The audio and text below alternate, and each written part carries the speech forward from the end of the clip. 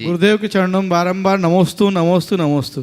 गुरुदेव, मैं बीच में भी शायद इस प्रश्न के विषय में आपसे चर्चा कर चुका हूँ। आजकल के युवा जो यहाँ पढ़ रहे हैं, कुछ बाहर पढ़ रहे हैं, और जो अभी शायद गोमटगिरी में मेरी कुछ युवाओं से बात हुई थी, वो ईश्वर को नहीं मानते, उनको उसका प्रूफ चाहिए।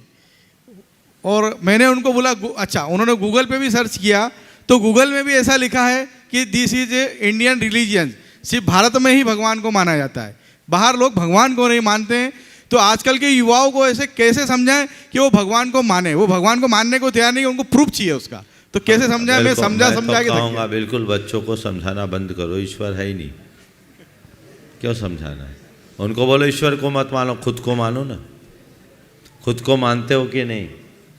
और जैन दर्शन कहता है तुम स्वयं में ईश्वर हो, अप्पा सो परमप्पा, आत्मा ही परमात्मा है। अपने से जुदा किसी ईश्वर को तलाशने की जरूरत नहीं। जैन दर्शन कहता है तुम अपने आप में ईश्वर हो, अपने आप को पहचानो।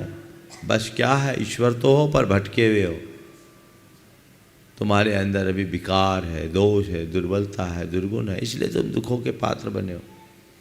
जिस दिन तुम उसे दूर कर दोगे तुम परमात्मा बन जाओगे। अभी आत्मा हो, परमात्मा बनना है। जैन दर्शन किसी ऐसे अनादि सिद्ध परमात्मा की बात नहीं करता जो सर्वशक्तिमान हो, जो हमें पुरस्कृत और दंडित करता हो, जिसके हाथों हमारा उत्थान और पतन होता हो, जो हमारा संपोषण और संहार करता हो, वो नहीं। जैन दर्शन कहता है हर प्राणी खुद में परमेश्वर है, आत्मा ही परमात्मा है, शक्ति के अनुसार हमारे अंदर भी वो परमात्मा है, बस उसकी अभिव्यक्ति की जरूरत है। तो फिर बाहर किसी ईश्वर की उपासना क्यों करते हैं? हम बाहर किसी ईश्वर की उपासना नहीं करते, बाहर हम अपने आदर्श के रूप में ईश्वर की प्रतिमा विराजमान करते हैं, जो ये बताता है कि जो ईश्वर बाहर है वही मेरे भीतर है, जो यह है वही मैं हूँ, सो हम, जो सामने वह मैं हूँ। ये प्रतीति, ये अनुभूति का पाठ जैन दर्शन पढ़ाता है। तो अपने भीतर के ईश्वर को पहचानो और उसके प्रति ध्यान केंद्रित कर अपना रूपांतरण शुरू करो। जिस दिन तुम्हारे दोष और दुर्बलताएं दूर होगी तुम परमात्मा हो जाओगे।